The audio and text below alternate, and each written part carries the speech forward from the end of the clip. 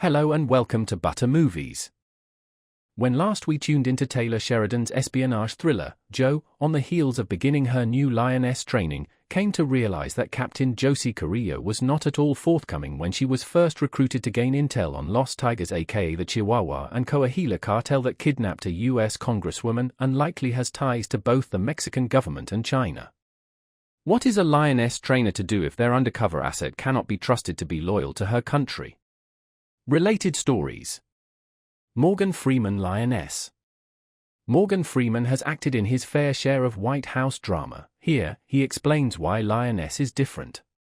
Lioness Season 2 Josie Genesis Rodriguez. New Lioness roars, Genesis Rodriguez spills secrets behind Josie's fiery intro and her hard yes video.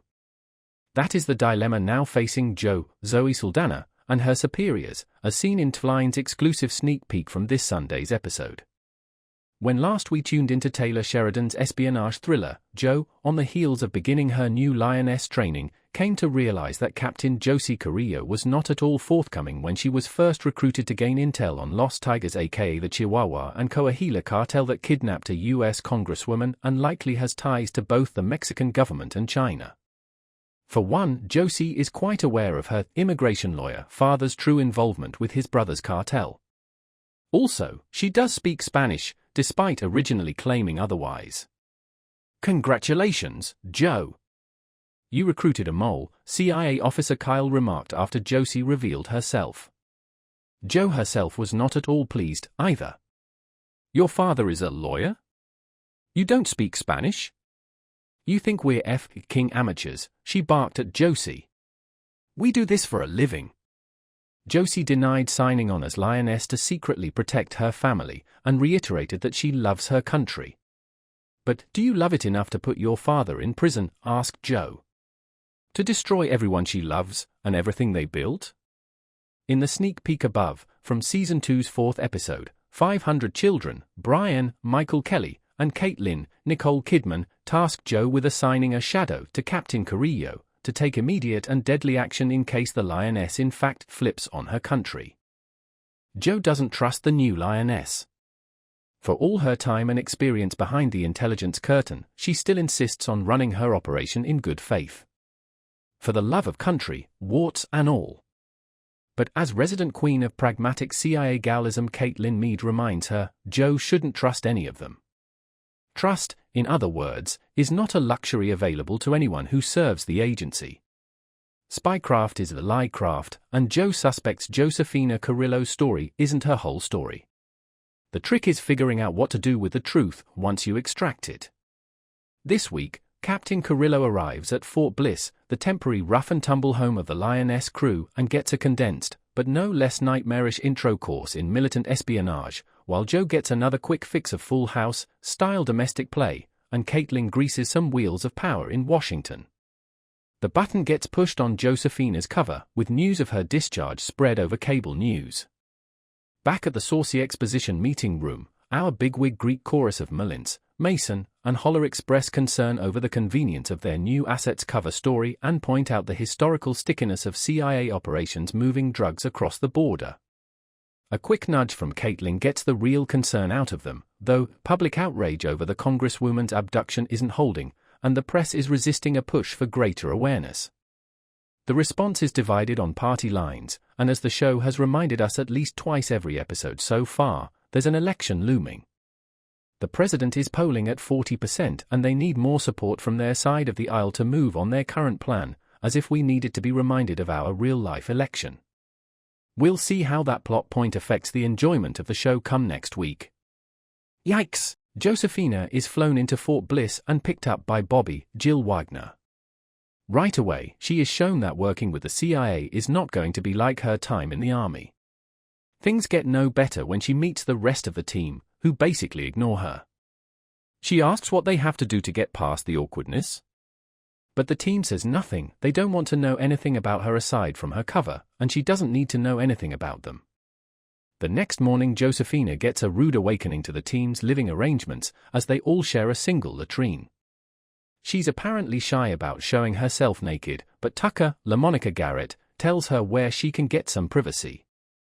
She doesn't have much time for that though, as Kyle, Thad Luckinbill, arrives and tells her he wants to see what she's made of. He has her observe the team run a drill where he says they rely on S***T hits the fan tactics. One watch and then it's her turn. But first, she gets a lesson in shooting, with her taking target practice as everyone else makes noise and yells at her, noting there is no such thing as a peaceful gunfight. She then does the house drill, complete with loud noises and strobe lights to distract her. She hesitates in certain situations but ultimately completes the drill as instructed. Joe arrives and asks Kyle how Josephina is doing. He says she doesn't know anything, but she learns quickly, follows directions, and does what she's told without asking too many questions. A good place to start. Next, Joe wants to have her run through the simulator. Pushing for the truth. Wearing a VR headset, Josephina is put through a simulated situation where she has to take out a number of enemies on a Mexican street. She comes upon a man holding a young woman hostage. She yells at the man, a simulation, mind you, to let the woman go, but instead, the man shoots at Josephina, ending the simulation. Joe scolds her for her performance, telling her they're not a hostage rescue team, they're a kill team, eliminating their target is their only mission and any obstacle to that must be overcome. Josephina asks how Joe would suggest she overcome a 16-year-old girl with a gun to her head. Shoot the girl yourself and then the enemy, Joe answers. Josephina says that's murder, but Joe corrects her, it's survival. Joe needs more time to train Josephina, but Kyle points out that they don't have it, she has to be embedded soon. It's time for Joe to get tough with her. So Byron and Caitlin split duties convincing the two senators holding up the votes. Caitlin enlists the help of her Illuminati financial investor husband Errol, Martin Donovan, to opine on the economic consequences of another high-profile target on U.S. soil over dinner with Senator Fuller, while she lets it slip that the abduction was a probe instigated by Chinese intelligence. With the boogeyman sufficiently incepted through hushed tones, the senator seems interested in letting Caitlin and her team take care of it all quietly, somehow stopping another 9/11 from happening while preventing a devastating market collapse. I don't know, that's the argument Caitlin and Errol make between bites of what I'm sure is insanely expensive, mediocre as, well-done steak.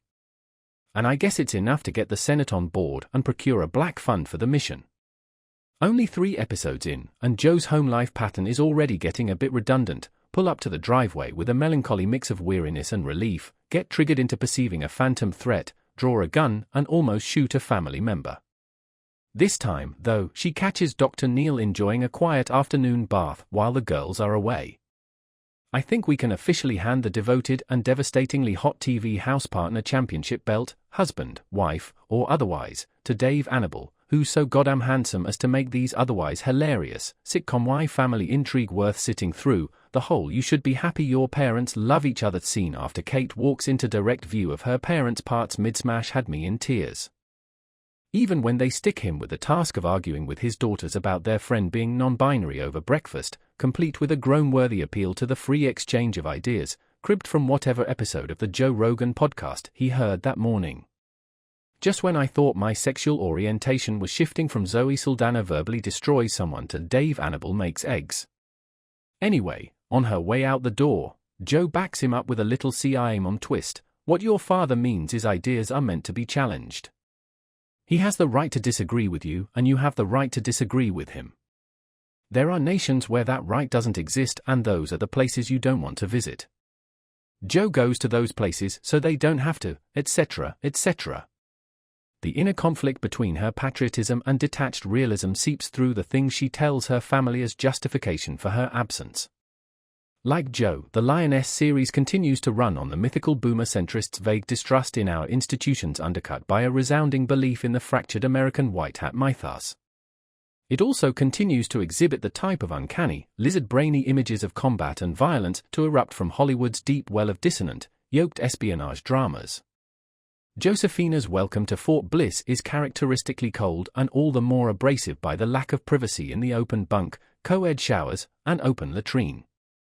I can tolerate this in Pakistan, I can't do this shit in Texas, shouts Bobby, storming out of the shower after 2 cups runs in to take a huge emergency dump, the whole mad scene recalling the co-ed showers of our future fascist space military in Paul Verhoeven's Starship Troopers.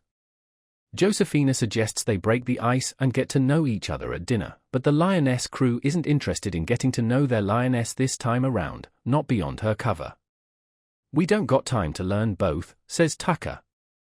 This party starts at dawn, where Josephina shows her natural aptitude for the job, owning a standing target at the firing range and demonstrating a rapid-fire mastery of boots-on-the-ground directives in the noise torture obstacle course or whatever. Things get shakier, though, when Joe puts her through a goofer-looking VR exercise. Josephina yells, "Let her go," at a fake assailant holding a fake hostage with all the fervor of a boomer shrieking in terror at a VR roller coaster. This makes it pretty funny when Joe says, "What are you, a cop? Let her go?" The point is that this is a kill team and a kill team only. To kill is to survive. And now, Josephina's survival will require her to destroy her family. Here's where Joe takes Caitlin's cue from the top of the episode. She can't trust Josephina, but she can use that distrust to identify pressure points, recruit not by way of camaraderie, but by fear.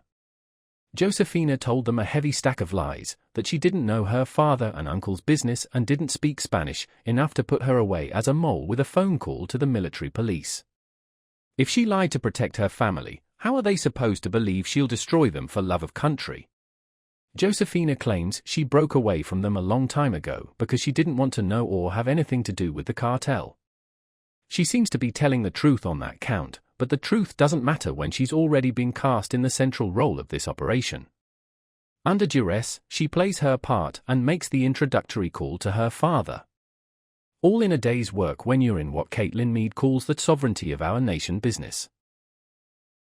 She tells Josephina the next part of her mission is going to have her go home to her parents.